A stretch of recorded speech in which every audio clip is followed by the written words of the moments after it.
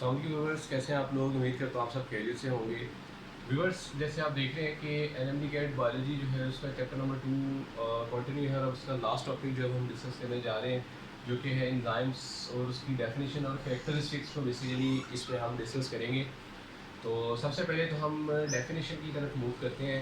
तो इसमें कुछ इंपॉर्टेंट एमसीक्यूज़ के लिहाज से आपने जो चीज़ें याद रखनी है वो मैं आपके साथ डिस्कस करता हूँ अभी। तो सबसे पहले तो आपको पता है कि एंजाइम्स जो हैं वो बायोलॉजिकली एक्टिव होते हैं। बायोलॉजिकली एक्टिव मॉलिक्यूल्स, यानी they are biologically active molecules. और जितने भी एंजाइम्स हैं ये सारे के सारे आपके ग्लोबुलर प्रोटीन्स हैं। ग्लोबुलर प्रोटीन्स, ग्लोबुलर प्रोटीन्स का मतलब है कि इनकी जो डायमेंशन है वो 3D है। 3D शेप जो है वो ये एग्जिबिट करते हैं, राइट। इसके अलावा एंजाइम्स जो हैं ये केमिकल रिएक्शंस जो हैं उनमें पार्टिसिपेट करते हैं। केमिकल रिएक्शंस जो हैं आपकी बॉडी के उनमें पार्टिसिपेट करते हैं। Participate in chemical reactions. और यूज़ तो होते हैं ये केमिकल रिएक्शन में, लेकिन इनका जो है सिर्फ ये जो एंजाइम्स हैं इनका पर्पस सिर्फ केमिकल रिएक्शन में ही होता है। इन्होंने कैटालिसिस जो है वो परफॉर्म करवानी होती है, मतलब कि एंजाइम की जो कैटालिटिक एक्टिविटी है उसको बूस्ट करना होता है, उसको इनहेंस करना होता है। लेकिन प्रोडक्ट में इसका कोई रोल नहीं होता। ये एज सच जो है रिएक्शन से उसके नेचर को, उसके जो प्रॉपर्टी है उसको अफेक्ट किए बगैर जो है वो रिलीज़ हो जाता है। तो ये सम एग्जाम डेफिनेशंस हैं कुछ एंजाइम्स की। जैसे enzymes are biologically active, they are globular proteins having 3D shape. उसके बाद they are use in chemical reactions mainly for the catalytic purposes, और पार्टिसिपेट करते हैं इसके लिए। और उसमें प्रोडक्ट में कोई रोल प्ले नहीं करते। इसका केमिकल रिएक्शन की नेचर या उसकी प्रॉपर्टी पे कोई इफेक्ट नहीं होता। इसके बाद ये तो होगी डेफिनेशन। इसके बाद हम थोड़ा सा आगे मूव करें तो हम कुछ इंपॉर्टेंट पार्ट्स हैं एंजाइम्स के, उसको हम डिस्कस करेंगे। वो बड़े इंपॉर्टेंट पार्ट्स हैं, उसमें से कुछ एमसीक्यूज पूछे जाते हैं बोर्ड में, उनको हम डिस्कस करते हैं।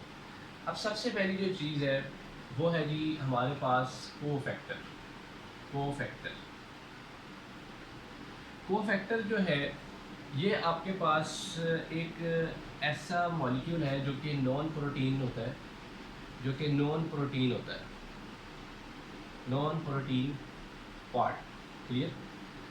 कोफैक्टर जो है ये दो ग्रुप्स में इसको डिवाइड करते हैं। या तो ये मेटल्स हो सकते हैं आपके पास, या ये आपके पास ऑर्गेनिक मॉलिक्यूल्स हो सकते हैं, राइट। ऑर्गेनिक मॉलिक्यूल्स अगर होंगे तो उनको हम को एंजाइम्स कह सकते हैं। को एंजाइम्स, ठीक है जी। मतलब कि अगर जो आपका नॉन प्रोटीन पार्ट है वो आपका लूजली अटैच्ड हो, ठीक है ना, आपकी जो एक्टिव साइट है उसके साथ, तो वो आपका कोएंजाइम होगा। अब जो कोएंजाइम है आपके पास उसमें आपके जैसे NAD+, ये इंपॉर्टेंट कोएंजाइम है। इसके अलावा जैसे NADH ये भी है, एक NADP+ है, एक NADPH। ये दोनों रिड्यूस्ड फॉर्म्स हैं, ये रिड्यूस्ड फॉर्म्स हैं। और ये दोनों जो हैं ये वाली, ये ऑक्सीडाइज्ड फॉर्म्स हैं, ऑक्सीडाइज्ड, राइट। इसके बाद आप मेटल्स की बात करें तो उसमें बहुत सारे हैं, जैसे Mg2+ है, Fe2+ है, Cu2+ है, ठीक है। तो these are different types of metals. अब ये जो होता है कोफैक्टर, ये एक्चुअली एक्ट करता है एज ए ब्रिज के तौर पर between enzyme and it's substrate. Like for example अगर आपका एंजाइम है, ठीक है, योर एंजाइम, और सबस्ट्रेट है। सबस्ट्रेट आपका जो है वो एक रिएक्टेंट होता है जिसमें बाइंड करना होता है एंजाइम के साथ प्रोडक्ट बनाने के लिए। तो इनकी बाइंडिंग में जो है कोफैक्टर रोल प्ले करता है। अब कोफैक्टर जो है या तो वो मेटल हो सकता है, ठीक है, इस सूरत में हो सकता है, या वो ऑर्गेनिक मॉलिक्यूल की सूरत में हो सकता है। कोएंजाइम आपका बेसिकली एक जैसे नॉन प्रोटीन पार्ट अगर आपका लूजली अटैच्ड हो एक्टिव साइट ऑफ एंजाइम के साथ, तो वो कोएंजाइम है। इसमें NAD+, NADH, NADP+, NADPH। तो basically these are the helper molecules, ठीक है। ये आपके क्या है, हेल्पर मॉलिक्यूल्स है। इसके बाद थोड़ा सा और आगे मूव करें तो हमारे पास और डेफिनेशंस इसकी निकलती हैं अंदर से, इसके पार्ट्स की। वो क्या है?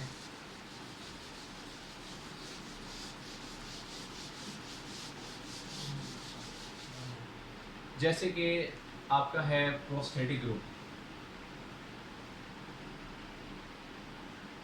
प्रोस्थेटिक ग्रुप, अब जो प्रोस्थेटिक ग्रुप है ये क्या है? प्रोस्थेटिक ग्रुप ये है कि अगर आपका जो नॉन प्रोटीन पार्ट है वो कोवलेंटली बॉन्डेड हो, ठीक है, यानी कि कोवलेंट बॉन्ड बने हो, यानी जो प्रोस्थेटिक ग्रुप है इसमें और कोएंजाइम में डिफरेंस क्या है? जो आपका प्रोस्थेटिक ग्रुप है ये आपका कोवलेंटली बॉन्डेड होता है, जबकि जो आपका कोएंजाइम है ये आपका लूजली अटैच्ड होता है आपकी एक्टिव साइट ऑफ एंजाइम के साथ। क्लियर? तो ये दोनों में जो है वो मेजर डिफरेंस है, यानी ये कोवलेंटली बॉन्डेड होगा non protein part, covalently bonded.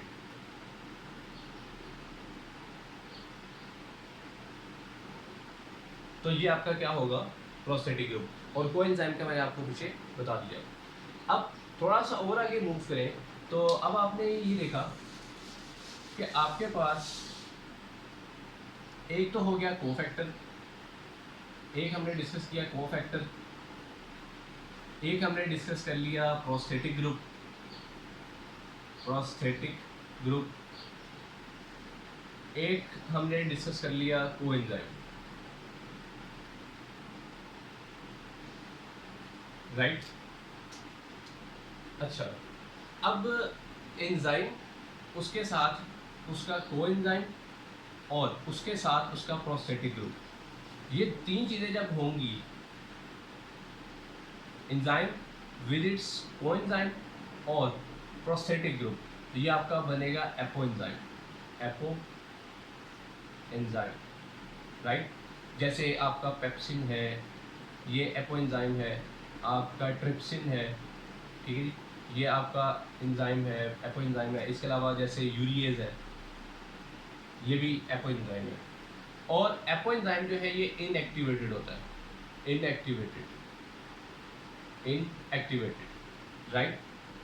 जैसे ही एपो एंजाइम के साथ ये को फैक्टर मिलता है तो आपके पास बन जाता है ये होलो एंजाइम, होलो एंजाइम। और होलो एंजाइम जो है ये एक्टिवेटेड एंजाइम होता है, एक्टिवेटेड एंजाइम, राइट? अब ये कुछ डिफरेंसेस हैं जो आपने नोट करने हैं। को फैक्टर जो है ये ऑर्गेनिक और इनऑर्गेनिक दोनों कंडीशंस में हो सकता है, ठीक है। इसके अलावा जैसे प्रोस्थेटिक ग्रुप है कोएंजाइम और एंजाइम, जब एंजाइम के साथ उसका कोएंजाइम और प्रोस्थेटिक ग्रुप मिल जाएंगे तो आपके पास जो रिजल्ट बनेगा वो क्या होगा? Apo enzyme, right? यानी कि इन तीन चीज़ों के मिलने से जो चीज़ बनेगी वो होगी एपो एंजाइम। जब एपो एंजाइम बनेगा तो एपो एंजाइम के साथ मिलेगा कोफैक्टर, और जब एपो एंजाइम के साथ कोफैक्टर मिलेगा तो वो आपके पास बना देगा होलो एंजाइम। और होलो एंजाइम जो है वो एक एक्टिवेटेड एंजाइम होता है। होलो एंजाइम की बहुत सारी एग्जांपल्स हैं, जैसे डीएनए पॉलीमरेज आप देखते हैं, डीएनए पॉलीमरेज, आरएनए पॉलीमरेज है आपके पास, ठीक है। तो these are some examples of holo enzymes, apo enzymes, coenzymes, ये सारे मैंने आपको गाइड किए। इसके बाद बहुत सारे एंजाइम्स ऐसे हैं जो आपके सेल के अंदर प्रेजेंट होते हैं इन योर साइटोप्लाज्म और in your organelles. Like for example जैसे अगर फोटोसिंथेसिस की बात करें तो फोटोसिंथेसिस के लिए जो यूज़ होने वाले एंजाइम्स हैं वो आपको मिलेंगे क्लोरोप्लास्ट में। जो एंजाइम्स आपके सेलुलर रिस्पायरेशन में इन्वॉल्व हैं वो आपको मिलेंगे माइटोकॉन्ड्रिया में। जो प्रोटीन सिंथेसिस के लिए इन्वॉल्व हैं वो आपको राइबोसोमल सब यूनिट्स वगैरह वहाँ पर जो है वो मिलेंगे। तो ये डिफरेंट लोकेशंस होती हैं एंजाइम्स की। इसके बाद इनकी कुछ करेक्टरिस्टिक्स हैं वो हमने डिस्कस कर लिए।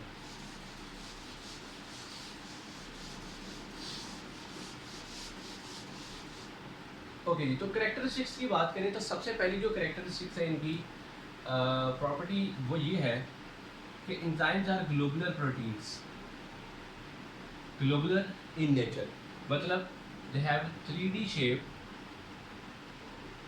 यानी इनकी 3D शेप होती है, राइट?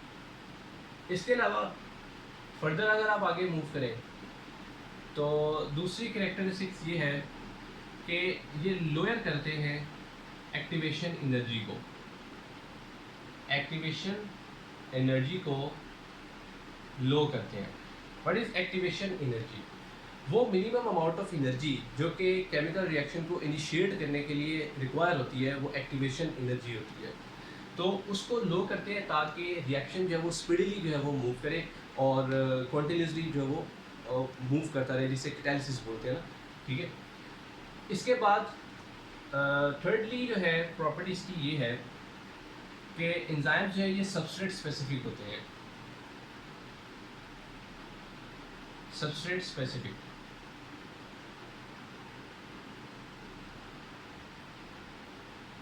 ठीक है जी। मतलब कि यूँ नहीं हो सकता कि एक आपका फैट्स को डाइजेस्ट करने वाला एंजाइम प्रोटीन्स को डाइजेस्ट कर दे, या प्रोटीन्स को डाइजेस्ट करने वाला फैट्स को डाइजेस्ट कर दे। तो ये स्पेसिफिसिटी जो है वो बहुत इंपॉर्टेंट होती है। इसके अलावा एंजाइम्स जो हैं, अगर इनकी सेंसिटिविटी की बात की जाए तो टेम्परेचर, आपका जो पीएच है, ठीक है, ये बहुत इंपॉर्टेंट रोल प्ले करते हैं एंजाइम की एक्टिविटी में। अगर आपका टेम्परेचर हाई होगा तो एंजाइम्स डीनेचर्ड हो जाएंगे। अगर पीएच डिस्टर्ब होगी, हाई होगी या लो होगी, तो उससे क्या होगा कि डायरेक्ट आपका एंजाइम्स पे इफेक्ट होगा और उनकी नेचर जो है वो डिस्टर्ब हो जाएगी। क्योंकि प्रोटीन जो होती है, अगर आप जैसे एग ले लें, ठीक है, जब आप एग को बॉयल करते हैं तो एक्चुअली क्या होता है कि एग के अंदर प्रोटीन होती है आपके एल्ब्यूमिन। अब वो एल्ब्यूमिन जो है वो प्रोटीन है। जब आप उसे हीट देते हैं तो हीट देने की वजह से वो अपना जो स्ट्रक्चर है वो लॉस्ट कर देती है, छोड़ देती है, जिसकी वजह से क्या होता है कि उसकी डीनेचरेशन हो जाती है। तो पीएच हो गया, टेम्परेचर हो गया, ठीक है, और अदर फैक्टर्स हो गए जो भी हम आगे डिस्कस करेंगे, ये बहुत इंपॉर्टेंट जो है वो रोल प्ले करते हैं एंजाइम की एक्टिविटी के अंदर। इसके बाद जो है थोड़ा सा और आगे मूव करें तो इनकी एक प्रॉपर्टी ये भी है कि एंजाइम्स जो हैं वो जस्ट कैटलिस्ट का काम करते हैं।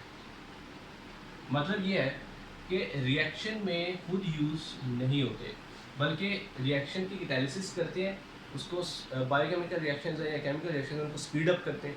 स्पीड अप करने के बाद जब प्रोडक्ट बन जाती है तो रिएक्शन से खुद रिमूव हो जाते हैं, रिलीज़ हो जाते हैं, ठीक है जी। तो ये इनकी इसकी एक बड़ी इंपॉर्टेंट जो है वो कैटलिस्ट की एक प्रॉपर्टी है।